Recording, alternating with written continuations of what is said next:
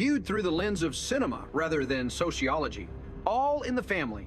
Season 7 episodes 14 to 17 plays less like a sitcom and more like chamber cinema, a series of confined stage pieces that turn the ordinary living room into an arena of moral theater. The camera never leaves Queens, yet the world enters through every line of dialogue. The framing is deceptively simple. Flat lighting, static composition, a 3-camera setup.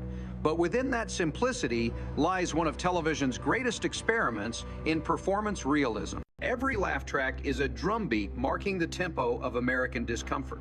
The first story, the pregnancy scare, begins like domestic farce, but unfolds with the precision of tragic irony. The blocking is intimate. Gloria moves restlessly around the kitchen while Edith hovers her face lit by the bright white of sitcom lighting that suddenly feels surgical. The scene could be silent and still carry meaning. The camera isolates Gloria behind the refrigerator door as she confesses her fear, creating a frame within a frame that visually locks her inside the prison of expectation. When Michael enters, the tonal rhythm shifts from gentle to combative. Director Paul Bogart stages their argument like a dance of power. 2 actors circling a coffee table that becomes both altar and battlefield. Carol O'Connor and Sally Struthers treat dialogue as percussion, throwing words like cymbal clashes. The editing never cuts for speed. It lingers, forcing the audience to sit in discomfort. The humor lands not in punchlines, but in pauses in the exhale after an accusation. When Michael finally utters the word vasectomy, the studio laughter trembles between comedy and horror. The genius of this episode lies in its refusal to give relief. Every laugh traps you deeper inside the character's moral claustrophobia. The surgical scene is filmed with almost Brechtian detachment.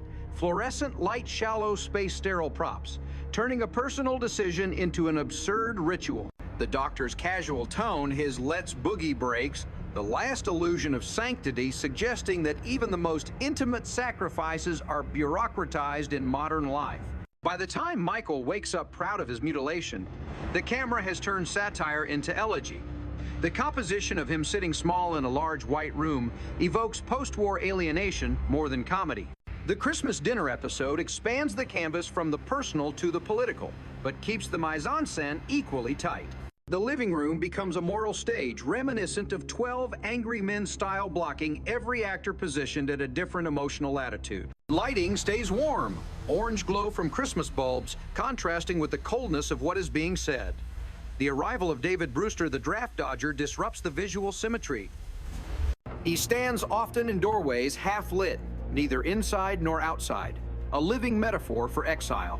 Archie's entrance into the scene is filmed like a storm front. The camera slightly tilts upward, making him loom over the group, yet every time Pinky Peterson speaks, the frame levels again, re-establishing moral equilibrium. What the cinematography accomplishes subtly is to democratize perspective. No one is visually right or wrong. Everyone simply exists in their corner of the frame, boxed by belief.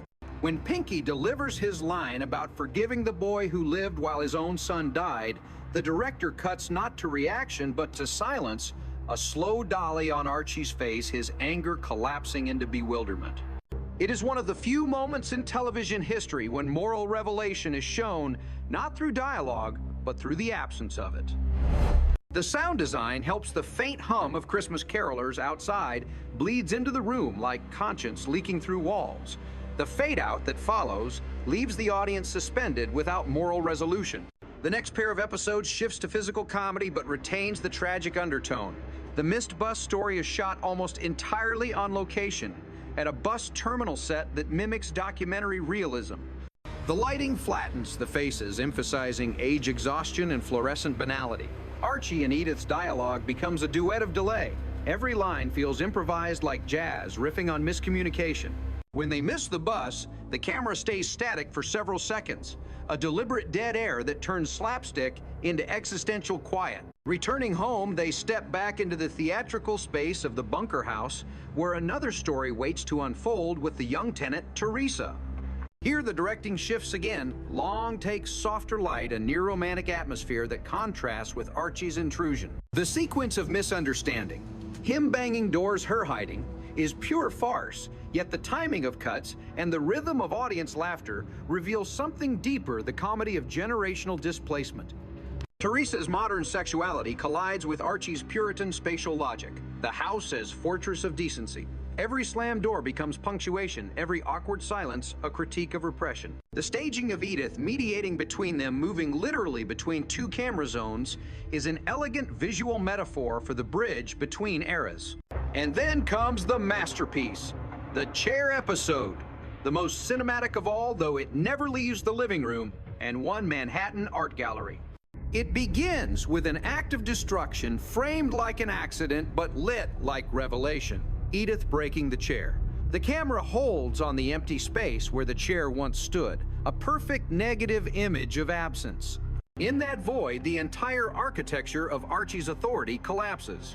The director turns domestic crisis into visual poem. Archie sits on the floor, framed low, the background engulfing him. The camera slowly pushes in, tightening as his panic rises until he is visually trapped by furniture that no longer obeys him. When the chair ends up in a modern art gallery, the aesthetic grammar flips.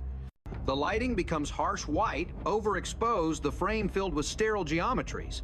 The composition mirrors 1,970 seconds museum documentaries, wide shots that make people look like intruders inside their own civilization. The gallery curator's monologue about post-industrial authenticity is shot in shallow focus, her polished face blurred by reflection on glass.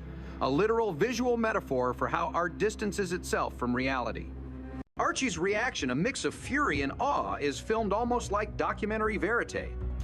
For a moment, he seems small, almost tender, the only honest man in a room full of pretenders. The camera follows him in handheld motion, breaking the show's usual stillness, symbolizing the intrusion of chaos into artifice.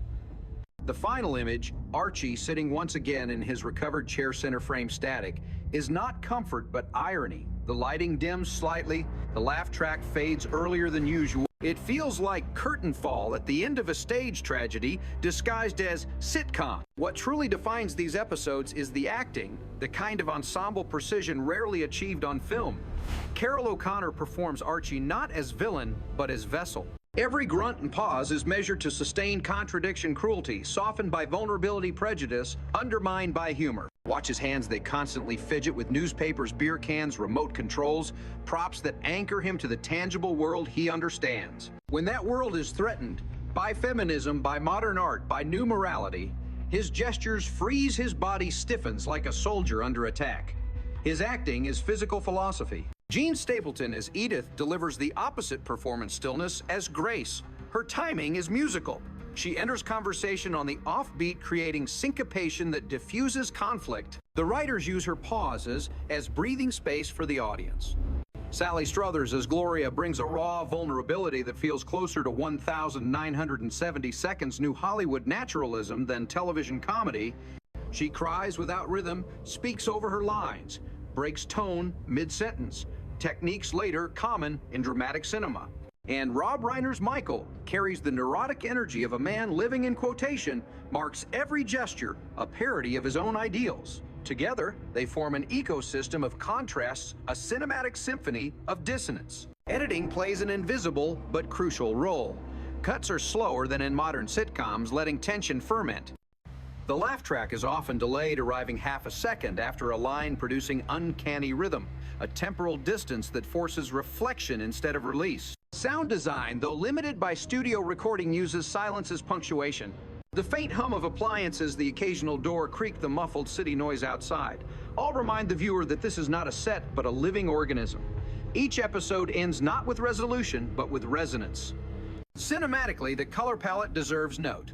In the pregnancy and Christmas episodes, warm tones dominate. Yellows and reds of the bunker kitchen, earthy browns of the furniture, suggesting nostalgia and confinement. In contrast, the clinic and gallery sequences use sterile whites and metallic blues, visualizing modernity as alienation.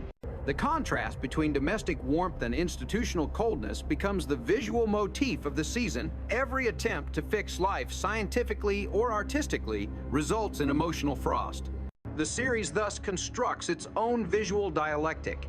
Kitchen versus clinic, living room versus gallery, family versus abstraction. Symbolically, the recurring motif of seating, chairs, bus benches, dinner tables, serves as cinematic shorthand for belonging. Who gets to sit? Who must stand? Who has a place at the table? Every scene choreographs power through posture. When Archie loses his chair, he loses identity. When he reclaims it, he reclaims narrative control. In filmic language, the chair is both prop and protagonist. The bus station bench mirrors it, another seat symbolizing transition. Even the dinner table, with its circular composition, creates a democratic frame that continually fractures under ideological strain. Director Bogart uses these fixed objects the way Bergman used mirrors, as instruments of psychological geometry. From a rhythm standpoint, each episode follows a three-act cinematic curve disguised within sitcom timing. The inciting incident always happens within the first 2 minutes. The escalation peaks just before the second commercial break, and the resolution comes not through external change, but internal shift. This is not narrative closure, but emotional stasis. A cinematic loop mirroring real life where people argue, reconcile, and remain the same. The show's courage lies in ending without catharsis. Like the best of post-war European cinema, it believes in moral ambiguity as the only honest aesthetic. On a meta level, these episodes also document the transition of American television from theater to film language. The camera begins to move more, the lighting grows moodier, and the dialogue embraces subtext. The Christmas episode, with its long silences and overlapping speech, anticipates Altman. The chair episode, with its object symbolism, prefigures 1,980 seconds art house satire. In this sense, All in the Family becomes proto-cinema verite, a staged reality, so emotionally precise that it feels documentary. Yet, despite all its technical craft, what lingers is emotional truth. The slow pan to Archie's face after forgiveness, the tilt down to the empty floor where the chair once stood, the symmetrical framing of Edith caught between generations. These are not just television moments. They are moving image prayers.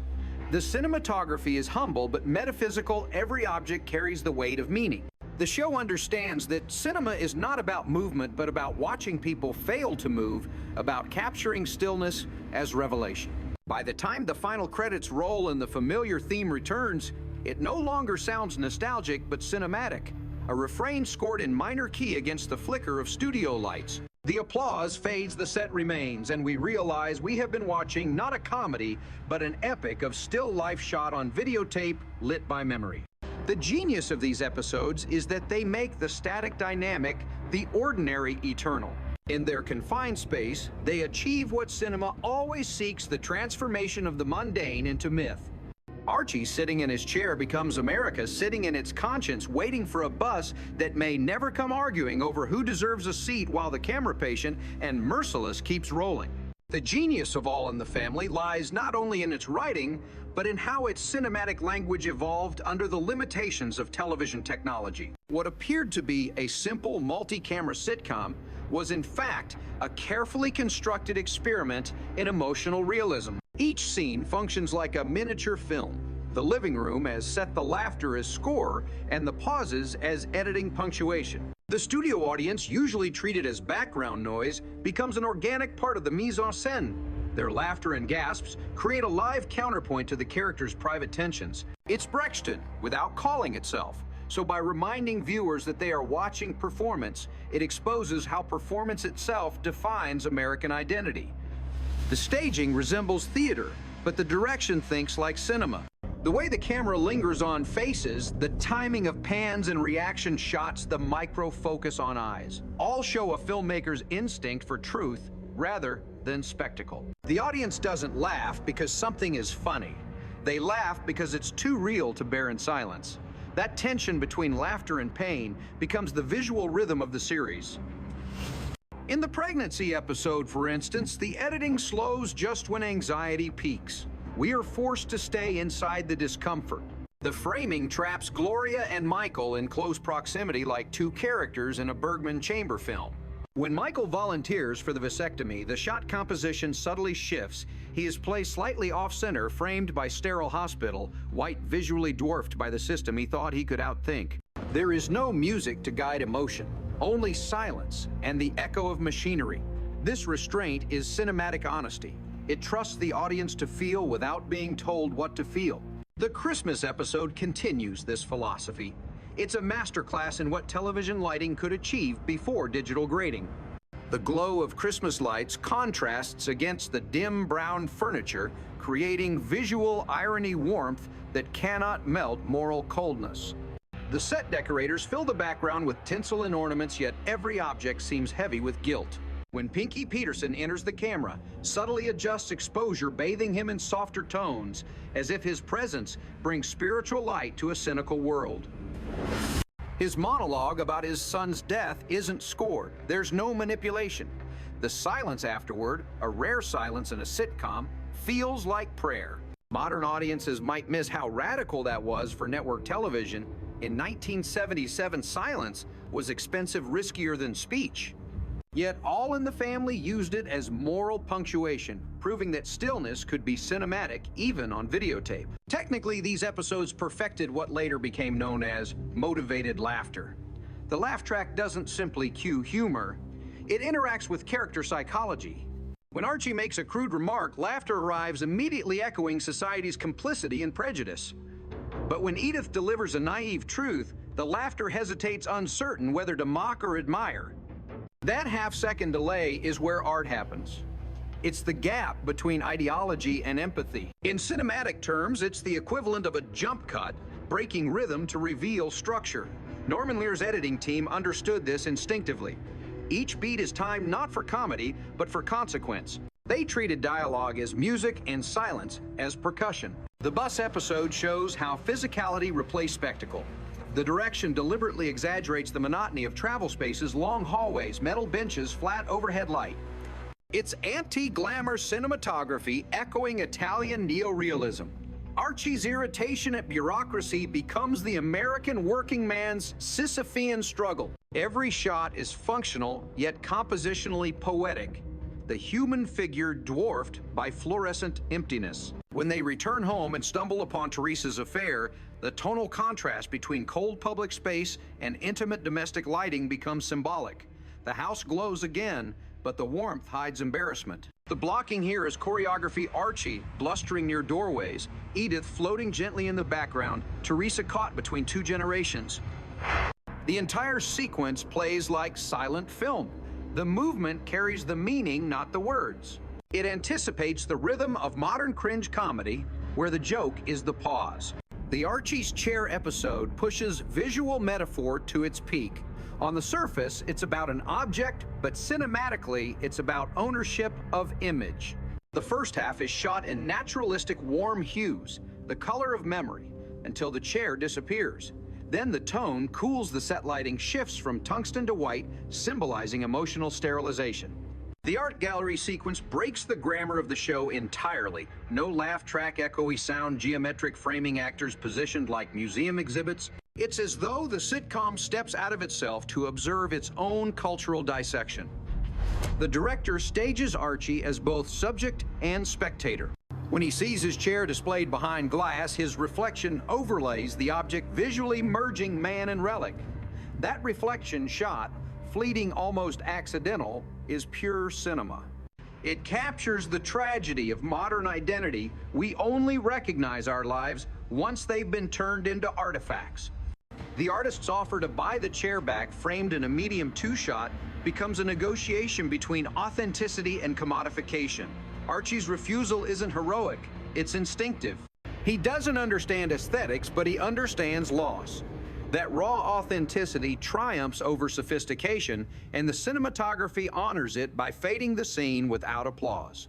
The final image of Archie sitting again in his recovered chair, framed dead center, feels liturgical. The chair becomes altar, the man becomes relic, the home becomes cathedral. Television has rarely reached such visual poetry under such constraints. In terms of acting technique, Carol O'Connor and Gene Stapleton were conducting a masterclass in psychological realism decades before method acting reached television. O'Connor internalized rhythm the way De Niro would later in Raging Bull, every grunt and pause timed to character neurosis. Stapleton, in contrast, uses micro-expressions rather than words.